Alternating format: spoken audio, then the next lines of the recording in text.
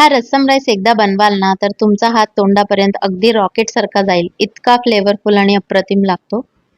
एका कुकरमध्ये 1 कप तुरीची डाळ आणि 2 कप तांदूळ स्वच्छ धुवून घ्या।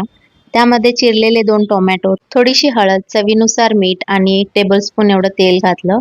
आता 4 ते 5 शिट्ट्या होईपर्यंत शिजवून घ्या।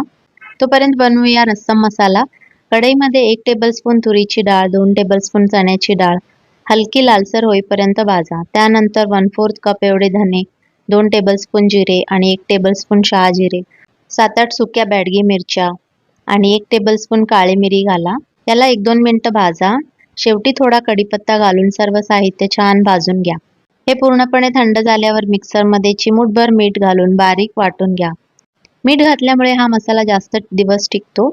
आपला फ्रेश रस्सम मसाला तयार आहे। तुम्ही याला 1 महिना स्टोर करू शकता। आता एका कढईमध्ये 3 टेबलस्पून तूप गरम करा। त्यामध्ये 1 टेबलस्पून मोहरी, 1 टीस्पून जिरे, 2 सुक्या लाल मिरच्या, थोडे काजू आणि कढीपत्ता घाला। रंगासाठी अर्धा टीस्पून काश्मीरी लाल तिखट घातलं।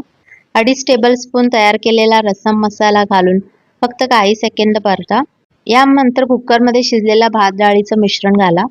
त्यात 1 वाटी चिंचेचा कोळ घाला। गरम पाणी घालून हवी तशी कन्सिस्टन्सी ॲडजस्ट करा। चवीनुसार मीठ तपासून आवश्यक असल्यास अजून मीठ घाला आणि 2 ते 4 मिनिटं छान शिजवून घ्या।